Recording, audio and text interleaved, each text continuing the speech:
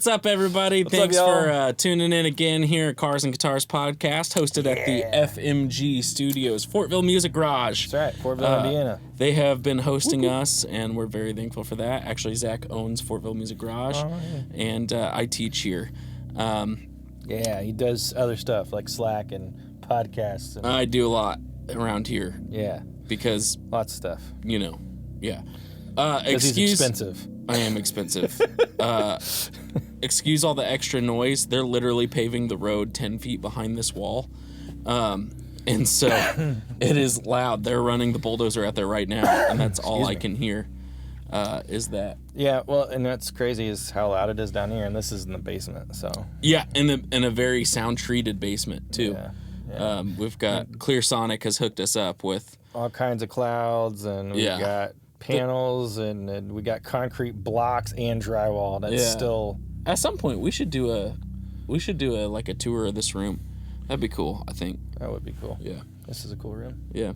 Well, anyways, week 2 of having Zack with us. Today is our 6th episode. I imagine it'll be our best episode yet. Probably so, because we're both in bad moods. Yeah. That's true.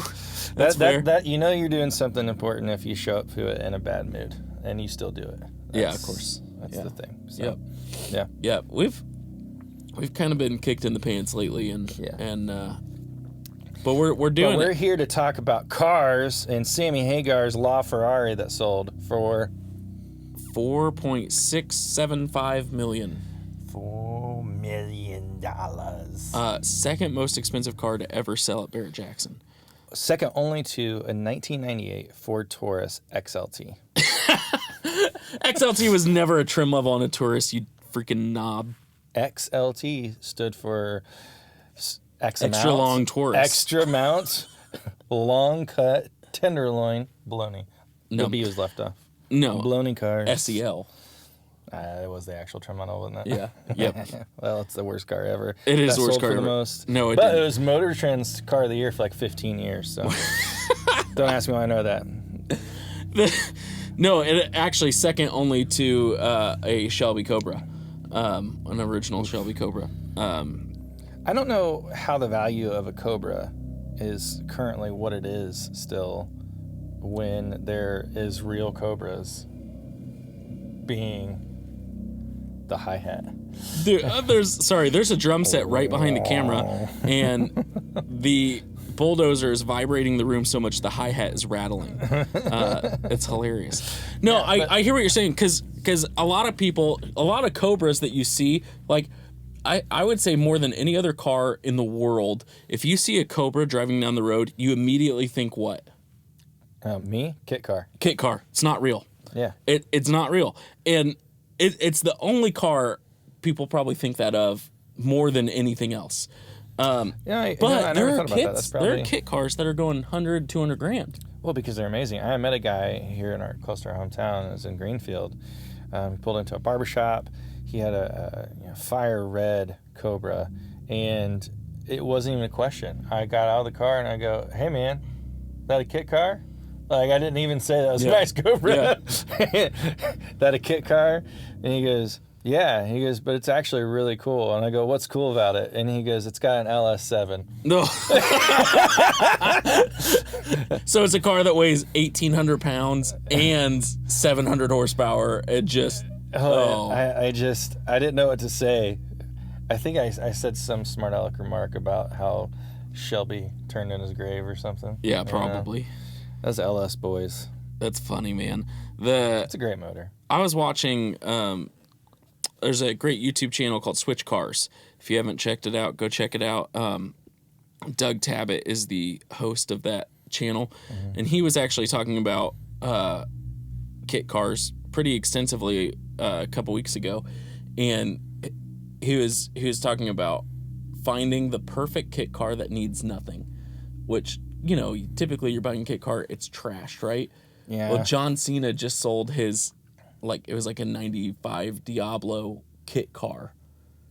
Oh. But it was, you couldn't have told. Hold on. That kit car did what's that? What's their shop? No. He had like 8 different garages work on it. Yeah, but it finally finished off at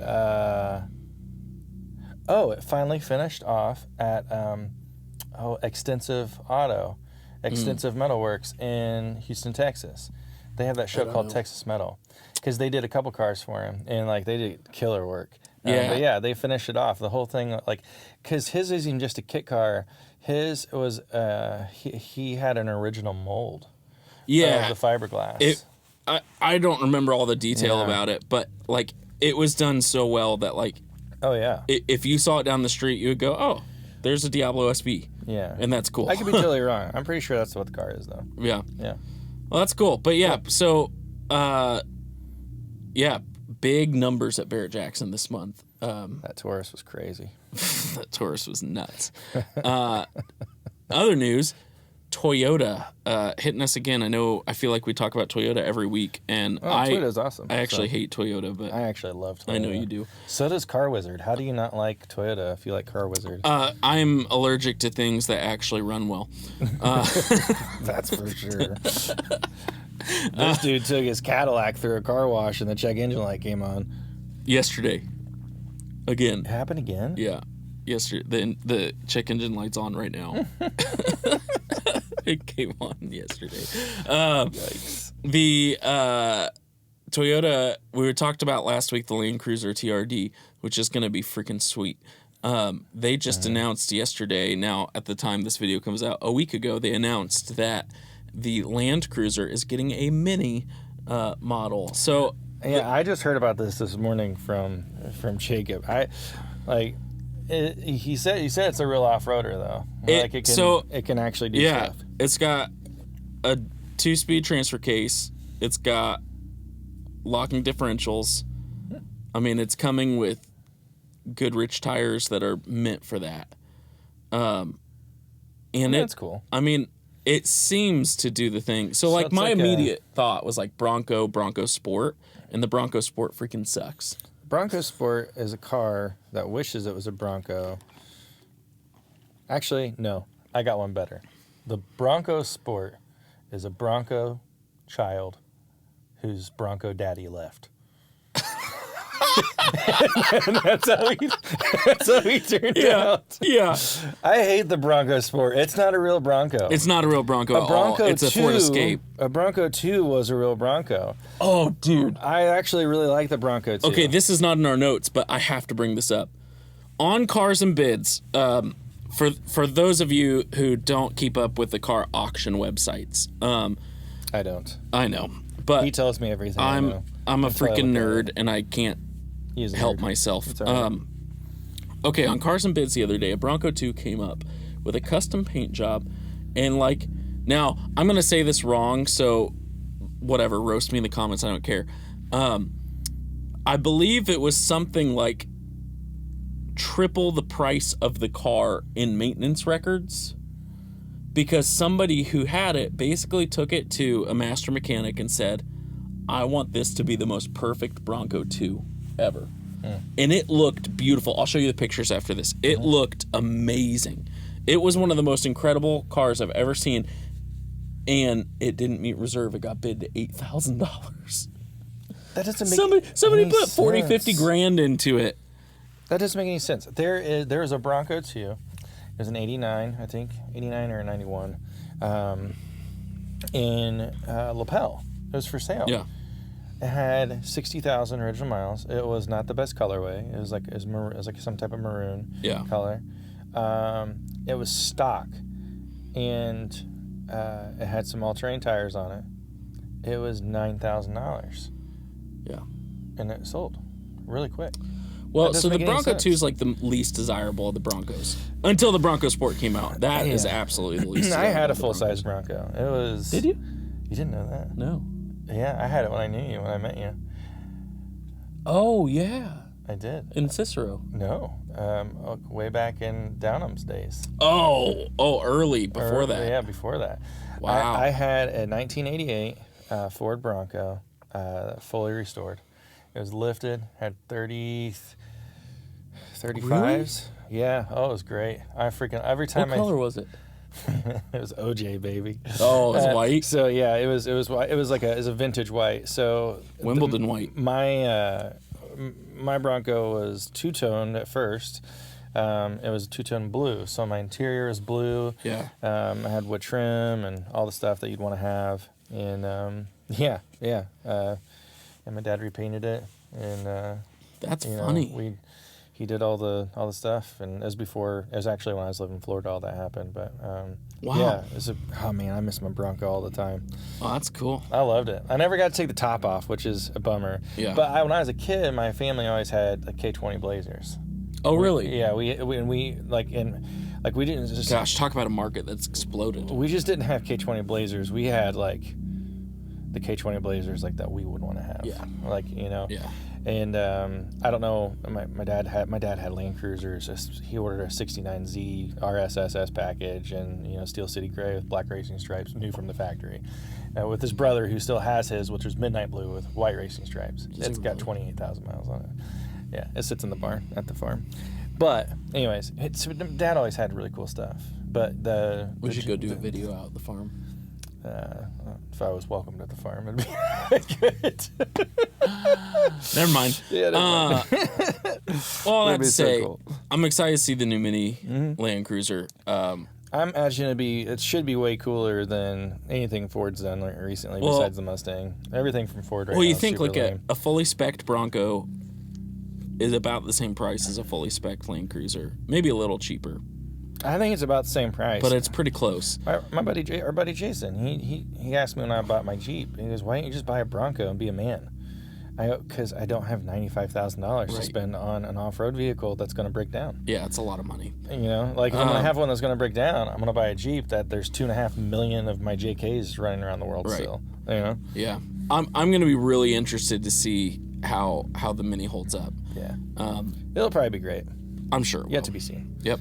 Last bit of news. Good morning, YouTube. Tyler Hoover's Garage. Tyler Hoover's YouTube channel with April Rose is done.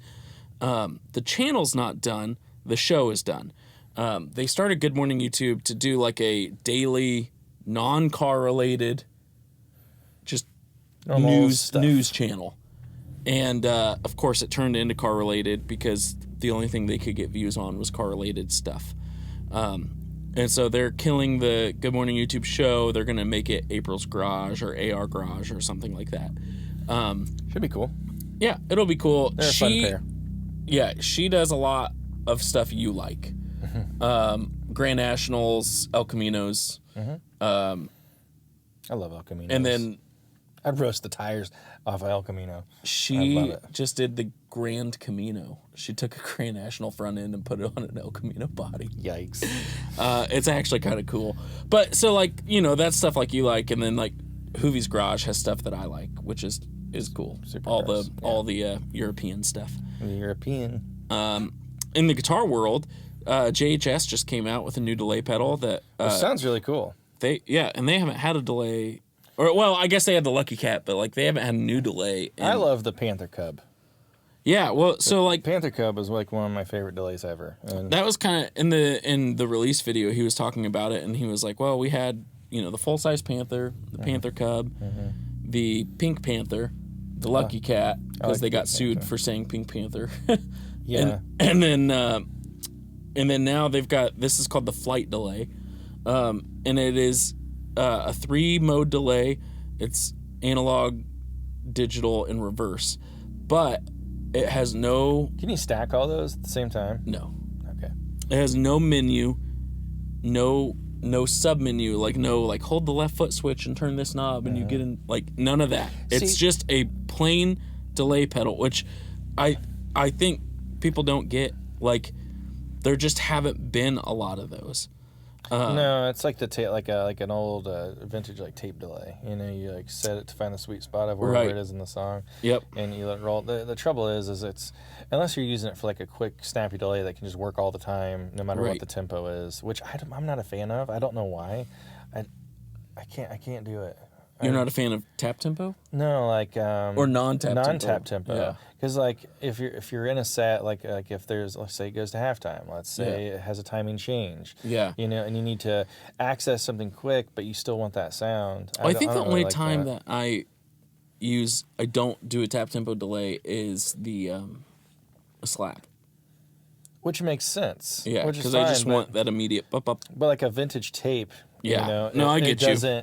It doesn't really do the slap thing as, at least to my ears, as well as other things do. Yeah, like a DM3 or DM2. Yeah, like people use the carbon copy, right? And they'll just like turn it on and leave it on, and it's the same delay the whole time and they have it ducked way back. You know? Yeah. So I used to do that. That was a whole thing. I didn't mean to make it a whole thing. No, it's good. It's a great sounding delay. I'm excited to use it. I think we should get one on the channel and demo it. I think so for sure. Fun. I'm more excited about anything from Warm Audio. Yeah, I love Warm Audio. Well, we've been using Warm Audio stuff since it came out. Yeah, I love their microphones are great. Yep. The 414 might be one of my favorite microphones ever. Like just in general, you can put WA14. Yeah, W14. Yeah, you can stick it on literally anything. Actually, there's I forget what producer. He's out of Los Angeles. He has a YouTube channel and. He had this gorgeous studio, and he showing us his mic locker or whatever, which is basically this beautiful dresser, and he was just opening, these code things out, and he goes, out of all the microphones in here, and he had like all this beautiful vintage stuff, and he had every Warm Audio mic that you could find. He grabs the 14, he goes, I use this on everything. Yep. He goes, this is the first mic I grab for every session, because anytime I think anything else will sound better, this will just sound better. Yeah, and the other mic that I'm like that with is the SE4400. SE4400. Yep. We used to have a stereo pair of them around here somewhere. We still do. Who knows where they are? Nobody. With Rocky, just gotta go get them. So, no, you're right. Warm Audio. I mean, everything from their compressors, their preamps, their microphones. But what is hit me really cool this week is I do a lot of live sound, and I've used a lot of different consoles, everything from, everybody has an X32 up to a Yamaha Ravage. My favorite plugin on most consoles, or at least my most used plugin, is usually some sort of 1176 compressor. It's got an attack. It's just a fast attack, snappy compressor. It's got a bite to it. Yep. That is clear and I swear there's even on the lowest setting, there's just a hue of saturation and color that is just, it's unmatched. It's definitely got some color to it, and it can take a very dead sounding thing and make it sound a little bit alive. Yeah. In 1176, Warm has taken that, and now they're doing the Pedal 76, which is just a stomp box pedal, baby. That is an 1176 compressor. I haven't seen this, but did they do an XLR in there so you can run it through for a vocal? No. Gosh, that'd be so sick. No, the only pedal that I know of that does that consistently is JHS does the color box, and it's like a Neve style preamp. The color box is so dope, and they do have an XLR out. That camera died. I just noticed that. So now you have this shot. I'm just gonna say it out loud so everybody knows. Funny. That camera's dead. That's hilarious. I didn't think it would die that much. I did shot the event with it the other day and I changed the battery. We're not even gonna cut. We're just gonna keep going with it. Because who cares? That's fine. No, just one last note on Warm Audio stuff like that. So the color box that you're talking about from JHS, I mean, it's incredible. Yeah. But here's the problem with the color box is that I don't want to spend $400 on a color box. Yeah. Like, I if I'm spending $400 on a singular pedal, or if you get into the 500 series, $1,100. Or $1,100. Like, I don't know. I just feel like you can do better. Like, if I'm going to get something that does that thing, like, I could have done something different in my signal chain to get that thing already. Interesting. I disagree with you, but I hear you. Yeah. Yeah. Like, especially now because... It's because Helix is so good. It's because Quad Cortex exists. It's because... You know, UA in general exists, you know, and then you have this warm audio thing where they're like, hey, we're a huge company and we specialize in making things that were vintage and make them with our own sound. And like, so their version of a Klon is incredible. I mean, or the Zen Drive. Or the Zen Drive. Yeah, they just, the OCD. They have incredible remakes of stuff. Yeah, so they do. I don't know. I'm really curious to how this, I'm sure it's amazing. Yeah, I'm with you. Other pedal-related news. Universal Audio's at it again. They've released the Knuckles, which, for those of you who aren't big into the amp-in-a-box pedals, so I'm talking like Strymon Iridium, Walrus ACS-1, the Boss amp cab sim. I don't like the Boss amp cab sim. I mean, I think it all just depends on like what IR you load into it. Yeah. Right? Like at the end of the day, it's just an IR loader. Yeah. I guess so. You know what? That's a hot take, I think. Boss pedals just don't do it for me. That's funny. I think it's an aesthetic thing and it's in your head. To me, they sound thin. I think if we put a super overdrive but blindfolded you, or I put it in a box that said Klon, you'd be like, oh, I love this. This is the best pedal. I don't think so. No. I do like the Angry Driver.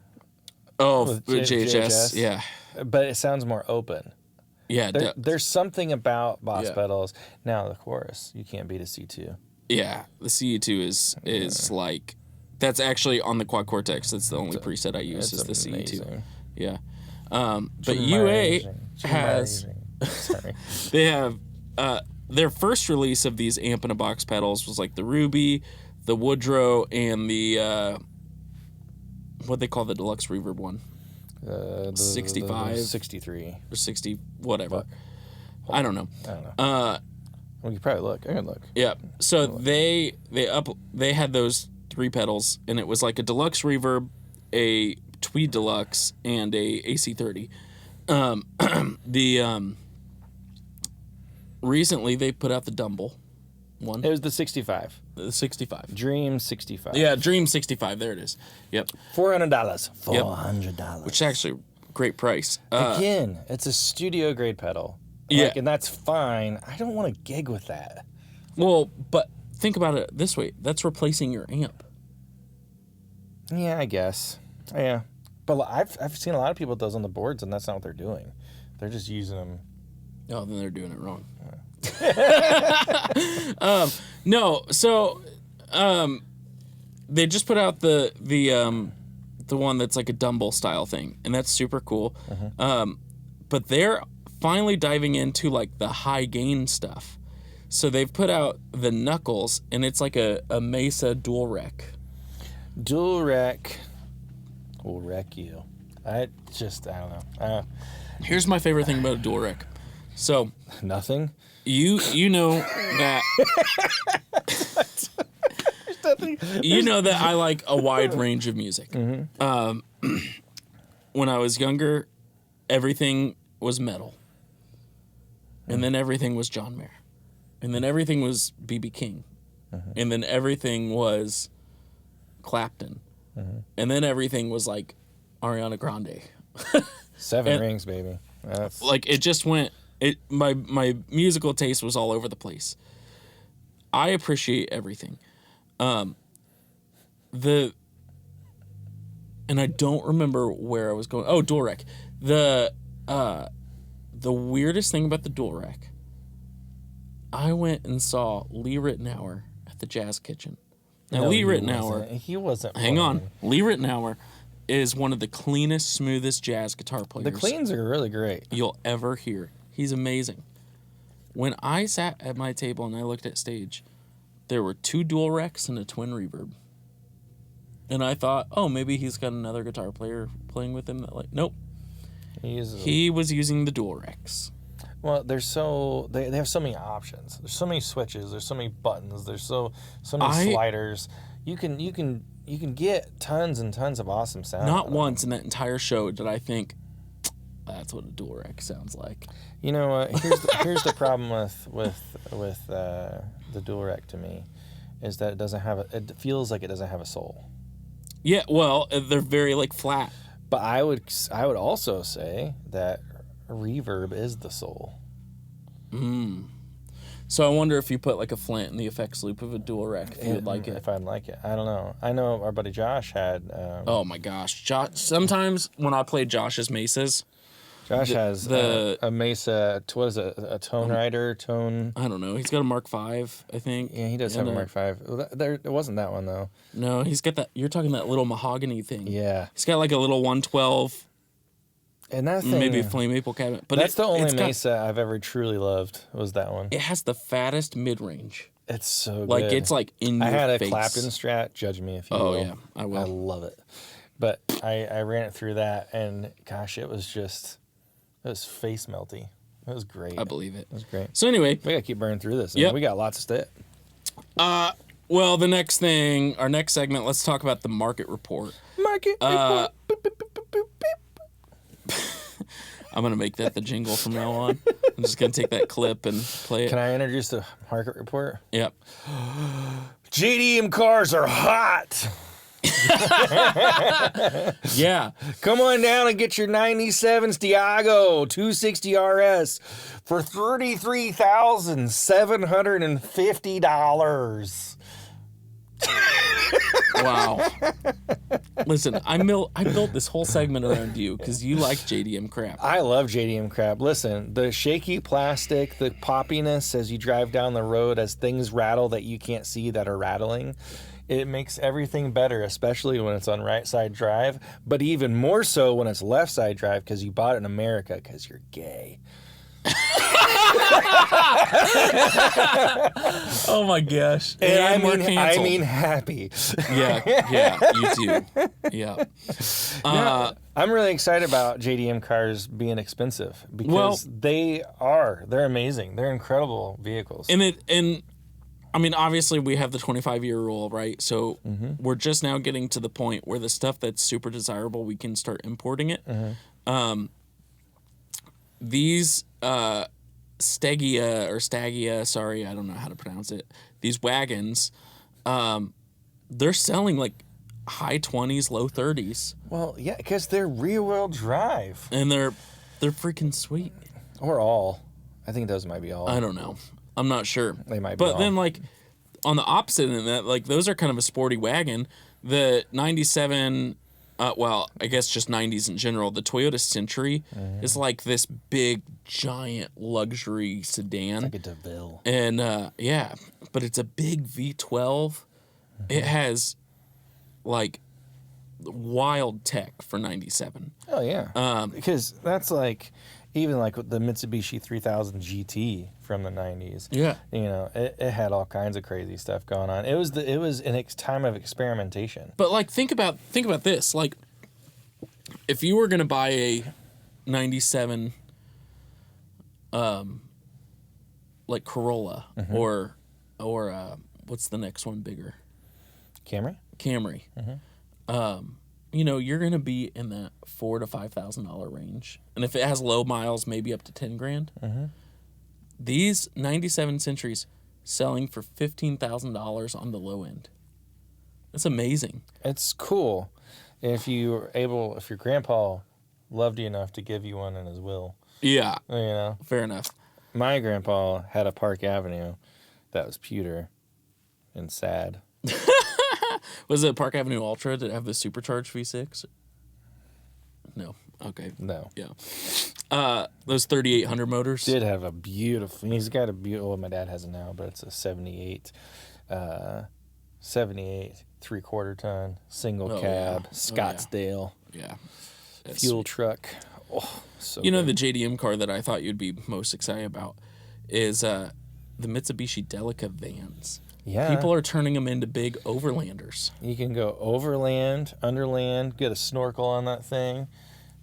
One overlander completely built out sold on Cars and Bids the other day for $8,500. I would love that. That's a steal. I just think it'd be fun.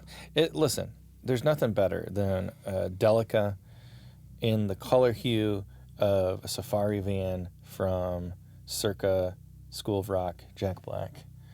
Oh, yeah. That'd be cool. pretty sick. Or the movie Onward. Have you seen the movie Onward?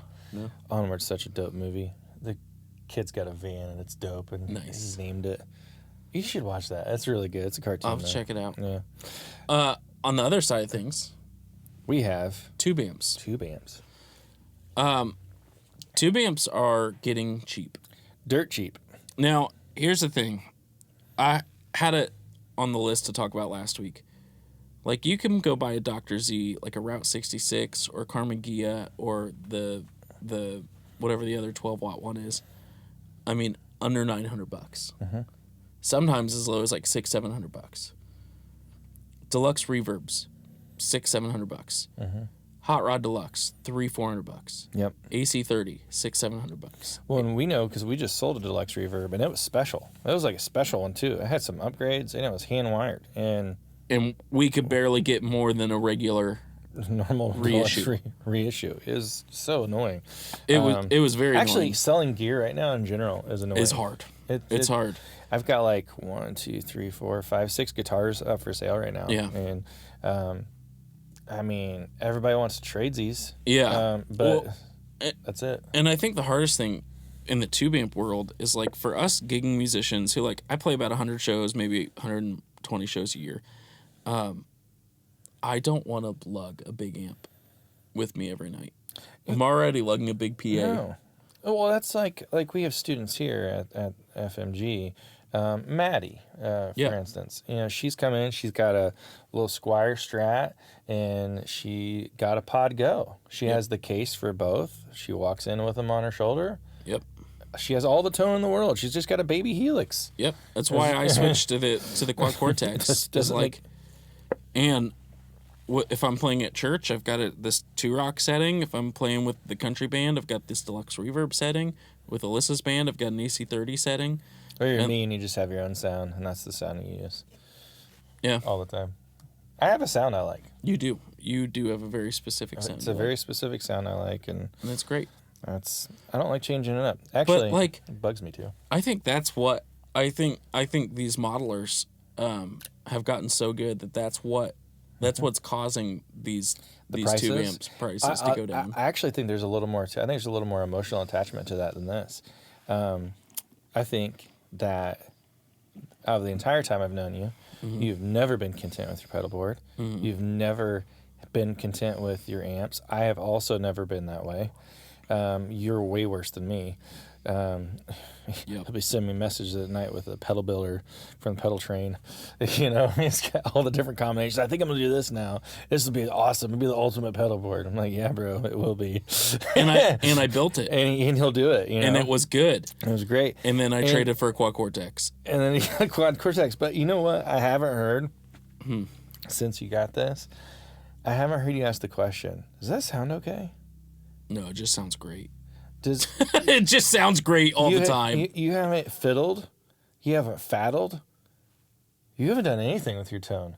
I set my 3 presets up, and that was it. That's literally it. Yeah. So now he's just happy. Yeah. So. Same with guitars. I haven't bought a guitar in years.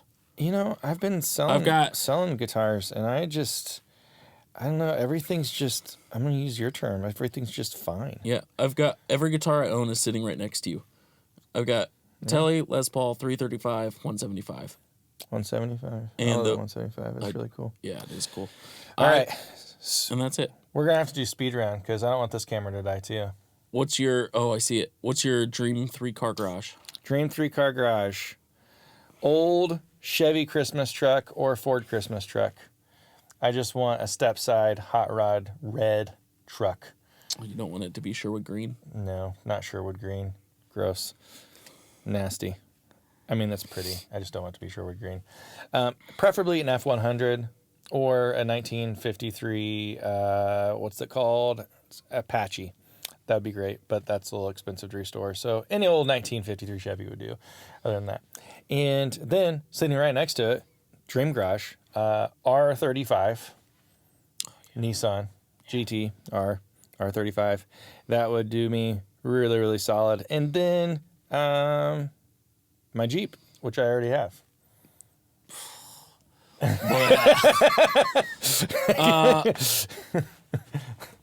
V12, V10, V8. So I'm gonna go V12. I'm gonna go an Aston Martin DB9, V12 manual.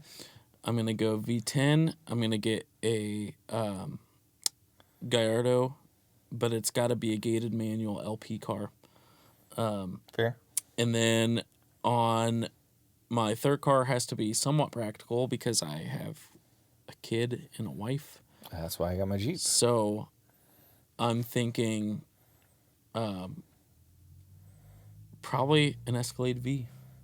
I mean, You can't go wrong with that. No, Yeah.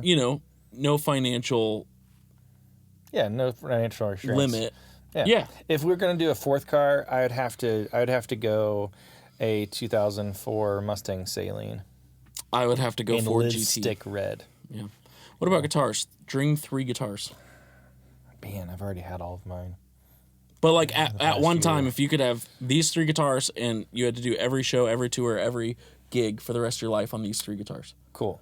Gibson 335, Yep. Blueberry Burst. Nope. My Telly that you built me. Yep. I'd want that back. Yeah. And Juan, we're coming for you. I know you have it still. and then a T-shirt black Silver Sky. Cool. I'm kind of on the same vein as you. Mm-hmm. I would like my Telly. Mm-hmm. I'm going to forego a Strat because of that. My Telly has a middle Strat pickup. Yeah. And then Jazzmaster. Mm-hmm. Because I never thought I liked them until I've been playing them for the last couple of years, and now I feel naked without one. Mm-hmm. And a 335. Solid. We're simple people. Simple people. Well, some are more simpler. My guitar list is simpler than yours. Yeah. Actually, it's not. It's about the same. Yeah. God, mine was really actually boring. You think I would say like a McCarty 594 or something? That'd be cool. That would be cool. Yeah. Maybe that's the fourth slot. Well, hey, y'all. We didn't plan this out very well, and our camera's going to die. Actually, this worked really well. It pushed us to the finish line. It did push us to the finish line. Versus rambling. Yes. Yes. Thank you for watching. Thank you for listening. Make sure you like and subscribe. And Yep. hit that big ring bell. Yep. I say big ring bell. That's right. Big Yep. ring bell, y'all. Yep. That's what's up. Follow us on social media, Facebook, Instagram. Yeah, get all the updates from us, and we will see you next time. This was our best podcast ever. Best one ever. It was amazing. See you later. Amazing.